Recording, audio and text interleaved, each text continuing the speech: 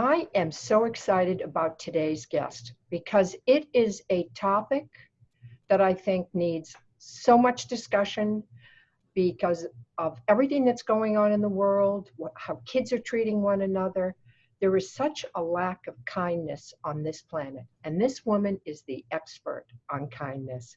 So today I'm honored to have Tara Cousineau, who is a PhD, a clinical psychologist, a researcher. Her expertise spans child and adolescent health, women's health, mind-body medicine, and the use of innovative technologies to promote positive coping and well-being. Tara is a teacher and a practitioner of mindfulness meditation and self-compassion. She's the author of the best-selling book, The Kindness Cure: How the Science of Compassion Can Heal Your Heart and Your World. She's been quoted in Thrive Global, Mind Body Green, Good Housekeeping, Family Circle, Brides Magazine, 17, and her own blog. She lives in the Boston area in Massachusetts, and her website is taracousineau.com. Hello, lady. I am so happy to have you on today. Happy to be here, Mel. Thanks. You know, this is, for me, one of the core values in my life is kindness. And so when I saw your book and the beautiful work that you've done around this topic, I had to reach out to you. But I know that a lot of things happened that inspired you to look deeply at this topic and then write the book. So let's start with why you wrote about kindness. Yeah, there's probably a long backstory, but the shorter version is the one that's sort of more closer to this time period, let us say, is two daughters, and a few years ago my older daughter was approaching senior year of high school, and on the eve of the first day of school, the kids were hanging out at sort of the local hot spot, and probably where they weren't supposed to be, but hey, it was a celebratory day, and she was beaten up by another girl. And a girl that I knew, a girl who had slept over our house and watched Harry Potter movies when they were 10 years old. And it was so shocking to me. Now, I'm not shocked by girl-on-girl violence because my private practice has been working with girls and women and mothers and daughters and that sort of thing, but I was surprised that it just happened to my kid. And so the tiger mom in me kind of came out, but I called on all of my training and compassion and mindfulness to kind of just take a pause and, first ask her if she was okay, and then really think about, why did this happen? And is this how people are coping today? Not just kids, but, they learn it from other places in our culture. So I asked myself, what happened to kindness? And is there anything new about kindness that we might not know?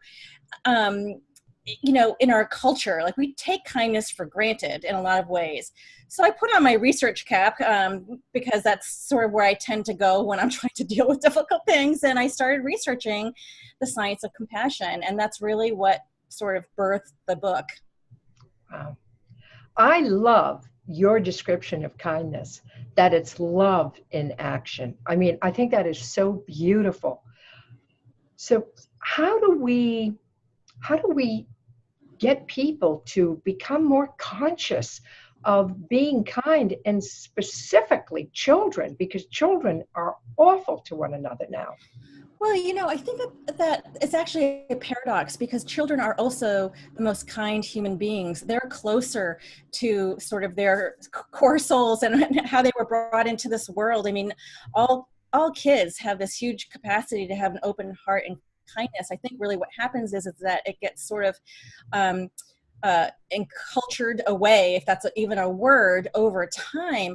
And so one of the things that I really am a believer in is that we need to teach and practice empathy every day, every year, throughout the lifespan. We sort of relegate it to kindergarten, first grade, and do all these wonderful kindness campaigns, and then it stops. It literally, they stop. There'll be community initiatives, and certainly there are a ton of kindness initiatives, but it really needs to kind of get into your bones. And so one of my mottos is kindness is not random. Kindness is intentional. And to your point about a core value, we have to actually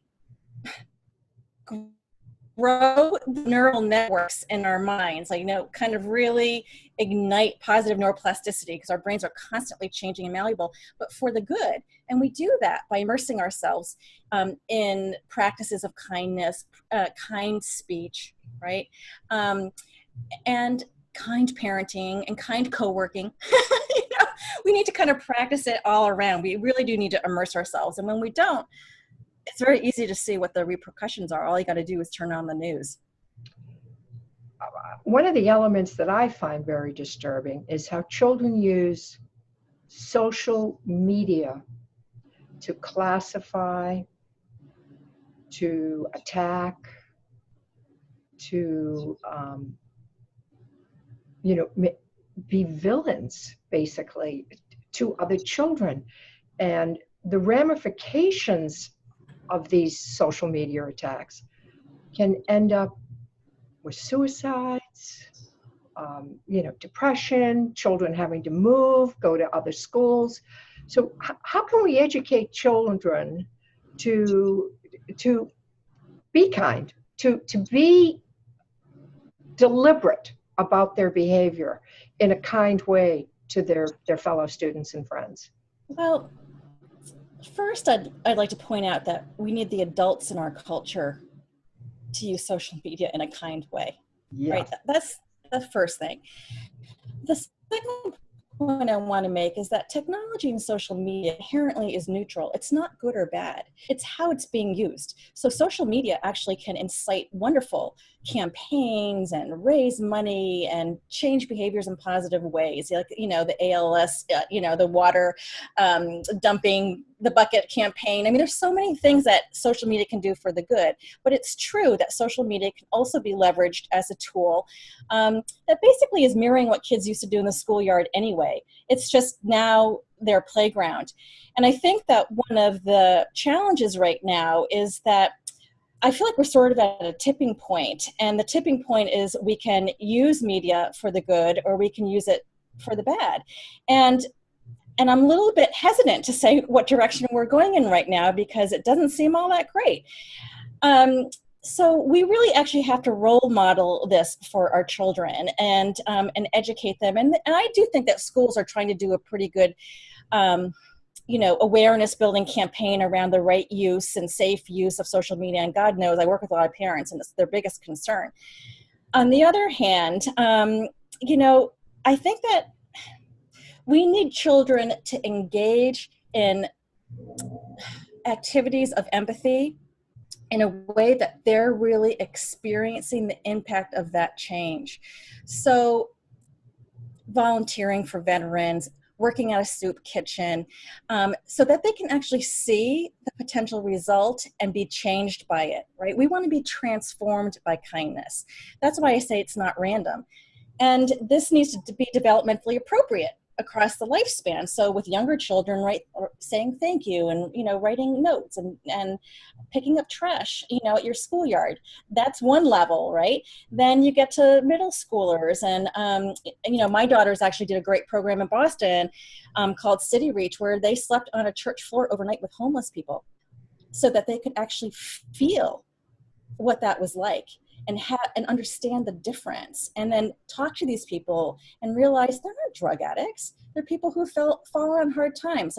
So part of it is really making the conscious effort to exposing our children to these sorts of things. I love your concept of having children volunteer, and you even, state that if you can get kids involved in service work, it can minimize the potential of addiction and substance abuse in them. Let's go into this a little deeper. How do we get kids to do this? I mean, because today children have iPhones, they have iPads. I see a lot of kids with this attitude of entitlement that I never saw before, and children have access to so much money and so many things that you say, well, I want you to go and do something for free. I want you to volunteer. They're going to be like, What? Yeah, well, so, I'm hesitant to kind of blame kids today because they grow up in environments in their families and in their community. And I think you and I probably both live in either middle class or affluent, communities where there are many resources. But we also actually live in a city that's almost one of the most segregated in the United States, which is surprising about Boston, but it is. And so we need to the change has to happen really on the adult level first. We can't expect kids to do things if they don't see the role models and the leaders in their communities doing it with them. So, I think we can't just say, hey, go and do this because it's a nice thing to do without showing that it's part of a core value from the get-go. So I actually, maybe this is why my parenting book proposal languished for so long, because I got so frustrated with parents. Well, I think you're absolutely spot on. Everything does revert back to the parents because they're the ones that are conditioning and molding these children. Yeah, it's the community of adults, so that's the parents, it's the teachers, it's churches, synagogues, and so on.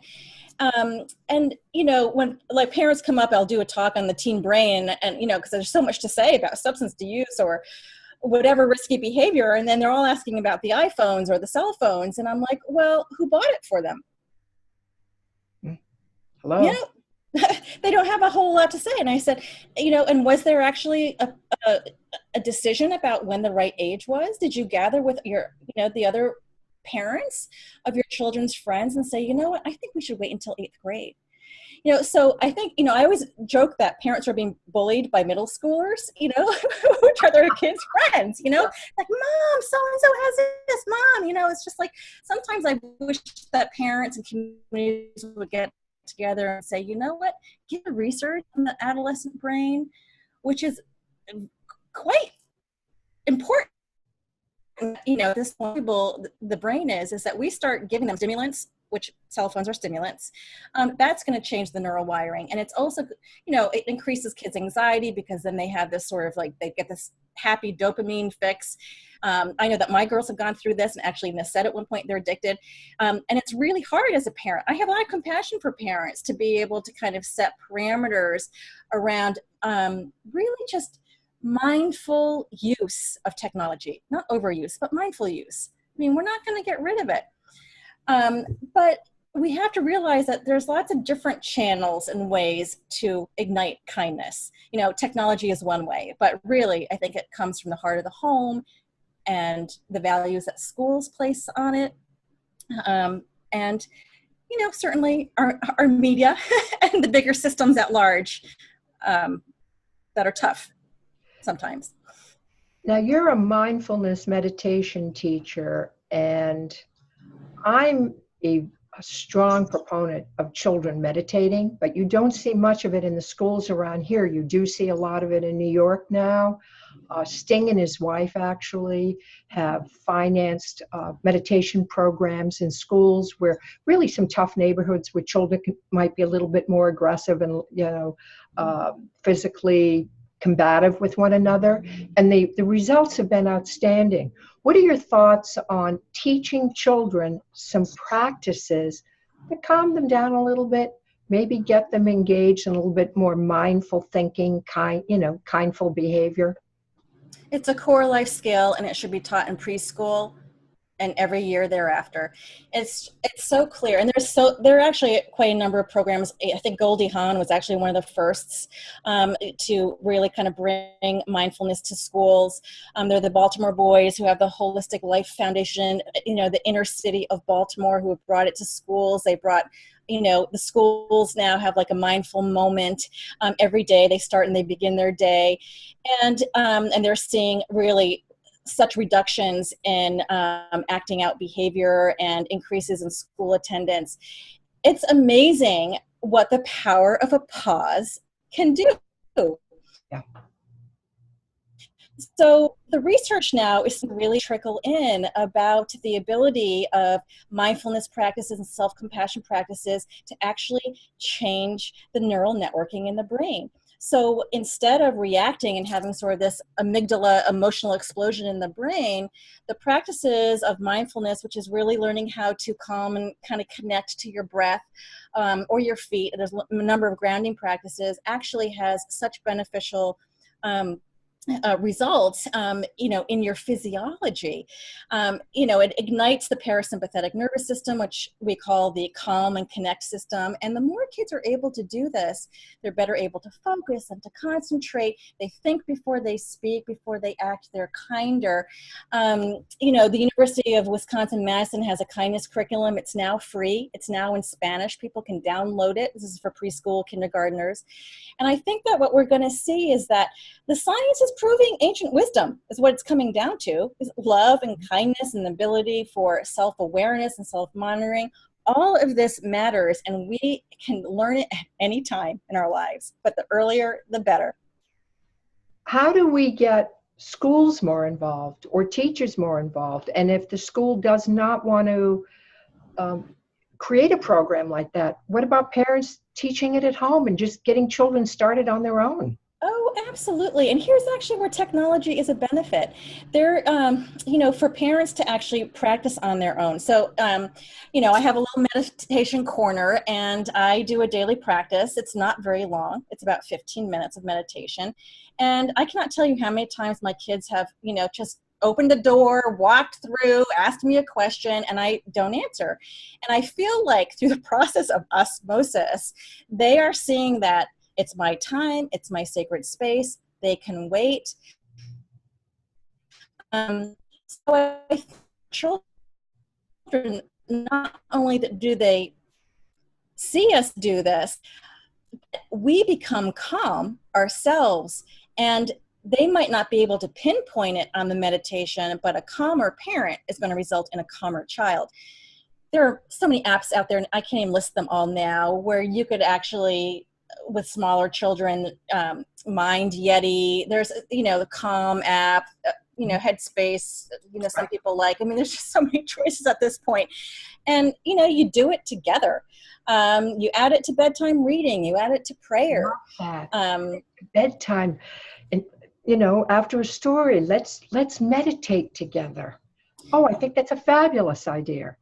There's wonderful books on actual meditation scripts for parents, bedtime meditations. And you can just go online, and I actually read them to my kids, and it's like visualizing, the dolphins in the ocean, or, the balloon floating in the sky. And so you can really tap the power of imagination with children to actually help them calm down. And of course, it's enormous benefit before kids start doing their 5 hours of homework a night. I know. Oh, I think that's a really powerful idea, is for parents to take on this as a practice with their children morning and night, and be responsible for introducing them to this, and to build a practice. So by the time they're in high school and getting out, these kids are really, trained in compassion and kindness and mindfulness. It's a game changer. I've been meditating for 30 years. It changed my life. Mm-hmm. When I first got into recovery, I just discovered meditation. And I have to tell you, I think that's why I have 30 years of recovery, is because I got really calm and really mindful. Listen, mindfulness helps veterans with PTSD. Yes. It's part of trauma-informed practices, yoga. And really, when we can learn to calm our own physiology and realize that we have more control than we think that we do, it is a game changer. I completely agree with you. Some people think, oh, mindfulness is like woo-woo. Not at all. This should be a staple in our educational programs now, starting early on, elementary school, start introducing children to this. I think the world will become a different place if we do. Yeah, and and I'd like to add, because I always say, and we need it in the workplaces too. Parents spend most of their time in workplaces, and they are some of the most brutal environments to work in and cause so much stress. And so we really need to carry it throughout our lifespan. And in the places that we spend the most time is a really good place to adopt these practices. And I think that we are seeing it because the research is really bearing out the benefits, that we're going to see it in more places. And while right now we're in this phase of mindfulness and it's kind of like the elixir for anything and everything, I think that the sustainable benefits are proving themselves out, and we'll see it probably in the next 10 years much more a part of school life, sports, and hopefully the workplaces. You also talk about self-kindness, and working with women the way I do, and many of them in recovery, I think that one of the biggest challenges women have is self-kindness. And is there practices, I mean, I know what they are, but I'd love to know what you think, things that we can help women with to be more kind to themselves? Our own dialogues, our own inner conversations are just, we're our worst critics. Absolutely. And, I say to women, the things that we say to ourselves, nobody would ever dare say that to us. So I'm wondering what practices you like or suggestions to help women embrace self-kindness. Well, I couldn't agree with you more. And I do think that, kindness in the world starts with kindness to ourselves. It's easier to care for other people. It's harder to care for ourselves. And so part of the practices with self-kindness, self-compassion is really learning to be a friend to oneself. So, you probably say this, I say this, if you tune into your inner dialogue and actually write down what it is that you are telling yourself, would you ever say that to your best friend? Would you ever say that to a person in need or who is suffering? No. And so really it's about changing the inner dialogue to being more tender, to being nurturing. And because this is so hard, because the inner critic serves a role. So as a psychologist, I want to let people know is that your inner critic was created as a way to protect you. And so it's really hard to kick it out the door because it served such an important role for so long. But what the inner critic needs is you to befriend it, is to become friends with your inner critic and say, I hear you. This is really important to me. So now you're screaming your head off, but you know what? I've got this one. You got to go take the back seat. I know you're here. I know you care about me, but I'm going to do this in my own way. And so I think that when women can start to see that they can have a different relationship with their inner critic, it starts to quiet down. And I've seen this so many times. And so this is really, really the core of my teaching when I work with girls and women, is really how to befriend the inner critic. Notice it, befriend it, learn how to let it, let it quit its job. It's not serving a purpose anymore, but it did at one point. And so, that's one technique. The other technique that I really love is find a picture of yourself when you were 3 or 5 or 7, when you were that small child, in this world. You might have had a loving home, you might have had a really chaotic home, but that child has a heart, And so you can't see it now. I wish I could, spin the computer around. I had this little picture of myself when I'm 5 holding our dog, Sasha. And so it's like double love. So I send love to myself, I send love to our childhood dog. And it really just, it does this upswell of positive feelings. This could be hard for some women at first because they can't quite get there. But I'm like, keep the picture up there.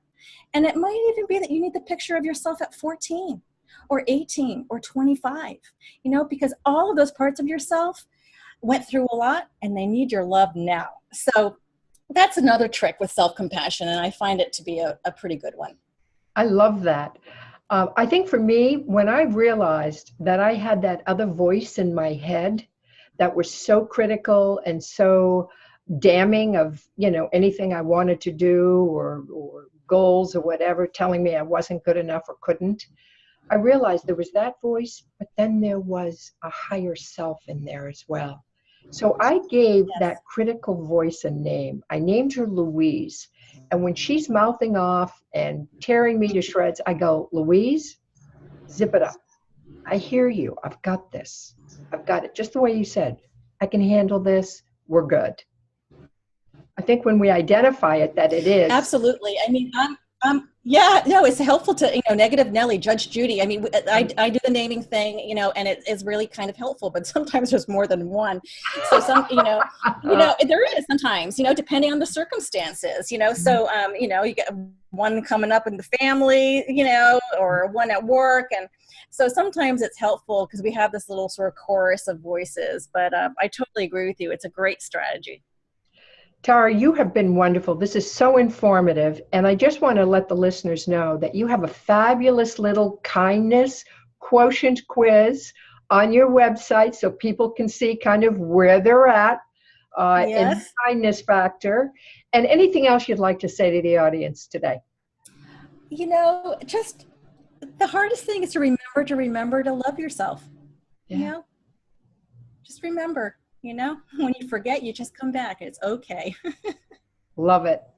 Thank you, girl.